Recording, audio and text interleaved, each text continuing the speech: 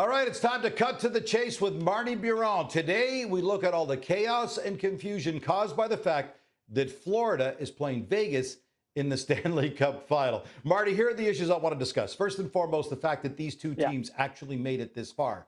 A little bit confusing. Secondly, the goaltenders that are leading each of these teams. It causes a little chaos with the rest of the NHL. And the coaches that are behind the bench. Again, somewhat confusion. Let's begin with the first topic, the fact that it's Vegas and Florida in the Stanley Cup Final. It's a copycat lead. Everybody wants to look at how these teams got there, what they did, and what they need to do then moving forward so they can reach a Stanley Cup Final. You've got Florida, a team that finished 17th in the regular season. They're in the Cup Final. Vegas, a team that's only existed for 6 seasons, and now they're in their second Stanley Cup Final. Marty, explain this to me. This is really confusing. Okay. First of all, for Vegas, right? I mean, they've only been in existence for 6 years, so they haven't had to have bad contracts and bad draft picks and bad trades for that long, right? So you don't have to recover from that. And they've been aggressive for 6 years, and it has worked for them, right? So that's number one. Number two, Vegas won the Western Conference this year in the regular season and in the playoffs. So they've done something that is good. And you talk about a copycat league. The Vegas Golden Knights are about the best team when it comes to defending the slot, having 5 players in front of their goaltender and playing strong defensive hockey. Bruce Cassidy coming over from Boston. They were really good in Boston that way. They got even better in Vegas that way. So it helps a goaltender like Adin Hill or Laurent Brossoit or earlier in the season with Logan Thompson. So that is one thing. Everybody's going to try to copy Vegas because of the way they play defensively. When you look at Florida, they won the President's Trophy a year ago. So the early struggles for Paul Maurice and his club this year was a bit of a surprise, right? And then they got better. But the one thing that Florida changed this year, and they're doing so much better, is a dump and chase approach to their game. They used to be a carry it in, score on the rush type of team. And with Paul Maurice, they're like, hey, let's use our forecheck. Let's dump it in and go get it deep in the zone. So that is what they've been doing. So our team's going to allow all of a sudden say, we got to dump and chase more because Florida was able to recover that way. I don't think that is the answer for a lot of teams around the NHL. So yes, it's a copycat league, but it's going to be hard to copy Vegas and the way they play defensively and copy Florida and the way they dump and chase. I think it's unique to those two teams. You were listing the goaltenders Vegas used. I want to follow up on that. All right. So at opposite ends of the scale, you got Bobrovsky, who's one of the highest paid goaltenders in the history of the NHL, who was basically, way underperforming for most of the season. But now people are saying, see, that's why you spend so much on a goalie, because when you really need him, he can stand up and save a series for you. At the other end, you got Adin Hill. Most of the NHL is saying, seriously, Adin Hill? See, that proves that any team can do it, even if you don't have a real number one goaltender in this league. Explain this one to me, Marty. How could we have two totally diametrically opposed goaltenders in philosophy going head-to-head in the Cup Final? Okay, first of all, it doesn't matter how much you pay your goaltender as long as that goalie's playing well, right? Like, I love Jake Ottinger, but he didn't play well. But it tells you how much final. confidence you had in the goalie by how much you're paying him. Well, yes, and maybe you're paying on the past history, right? Winning two Vezina Trophy is going to cost you more than a guy that's played more games in the AHL than he has in the NHL and Adin Hill. So that is the one thing. Yes, I believe you need a top goaltender in the NHL to be able to win a Stanley Cup. Like, no NHL teams is going to go in and win a cup if their goalie is underperforming, regardless of the money they're making. And the margin of difference between a $10 million goaltender like Sergei Bobrovsky and a $2 million goaltender, at times it's one save over 4 games. Like, you look at it, right? If a goalie is 250 goals against average or 275, it's one save every 4 games, right? Because you're going to say, well, it's one goal every 4 games, but it's really one more save that the goalie's making. So that is the difference between, the top goaltenders and the bottom goaltenders in the NHL. It's very tight. But here's the thing. It also depends on your team and how they play in front of you. The Vegas Golden Knights knew that they weren't going to get Robin Lehner all season long, which was their number one goaltender. They were going to have Logan Thompson, a young netminder, like a rookie netminder, go into the season as number one. Laurent Brossoit was injured to start the season, coming off a surgery in the offseason, so he wasn't going to be there. They had Adin Hill, a big goaltender, but unproven.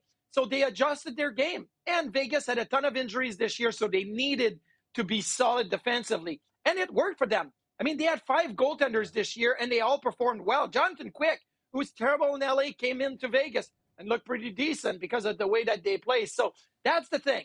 Know who you got in net and play according to that. If you have Dominic Hasek, well, you can give up 35 scoring chances a game and open the game up like that because you have Hasek. But if you don't, then you have to change the way you play. I love the fact that you're mentioning that Vegas had to use 5 goaltenders this year. That's the philosophy now. As long as we can get 5 goalies, we'll be fine. We'll make it to the Cup final.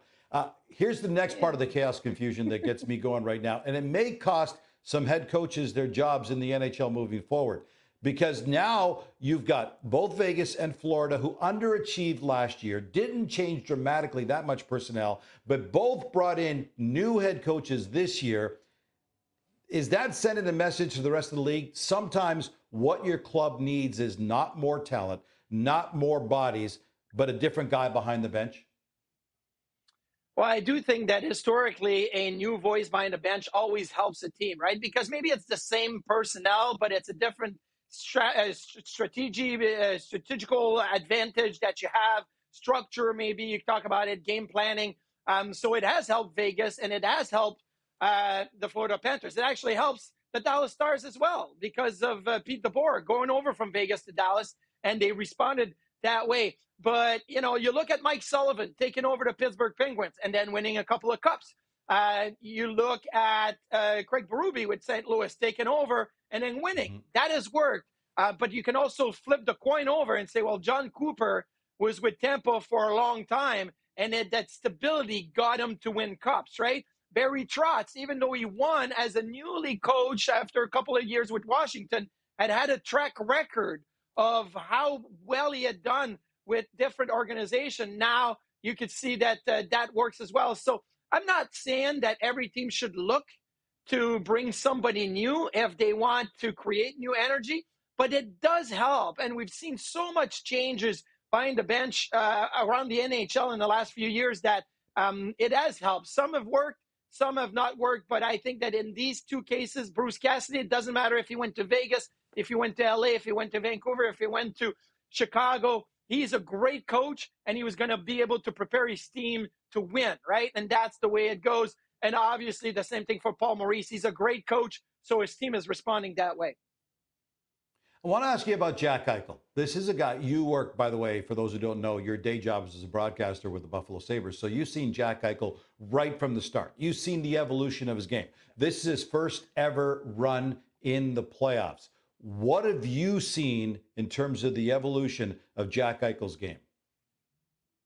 Well, I think for most of his early career, his first 3-4 years, you saw a guy that was frustrated, that was on a losing team, that had a lot of different coaches. Started with Baalsma, I went to Phil Housley, I went to Ralph Kruger.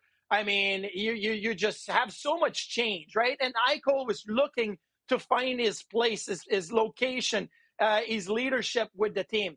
So fast forward from the start of his career to 2019-2020. The year that was cut short because of the pandemic. And the day that the season was stopped, the Sabres were actually in Montreal to play the Montreal Canadiens.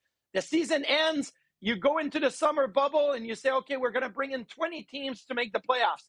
The Sabres ended up 1 point behind the Montreal Canadiens for that last spot in the playoffs, right? So that game could have changed it all. And that season, 2019-2020, Jack Eichel was a different player. His body language was different. His production was different. His leadership was different. His change started in 2019-2020. Unfortunately, the season ended, but he was on pace for 40-plus goals, on pace for 95 points. You saw the best out of Jack Eichel starting in the 1920 season. Now, unfortunately, the pandemic happened. You start the next season in 2021 in January. He's never healthy that year. He has the neck injury. And then comes the saga of the trade, the surgery, and all of that. But now you're seeing Jack Eichel healthy again, like he was in 2019, 2020. And that is why I believe that it's not just a quick change for Jack Eichel this year with Vegas. Yes, he doesn't have the leadership responsibilities that he had in Buffalo with the captaincy and all of that. He's not the top player. He's maybe their best player, but not the top player that Vegas relies upon. But it's a continuation of what he did in 2019 that is happening now in Vegas as well. One final question, probably the most important one of all. Who wins the Stanley Cup this year, Florida or Vegas?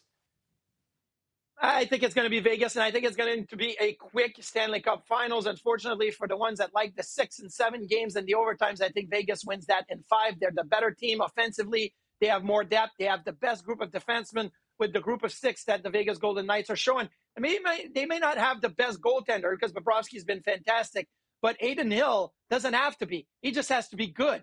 Good is good enough for Adin Hill. That team is much better than Florida at the other end. So Vegas in 5. Marty Biron calls for the Cinderella story to come to an end.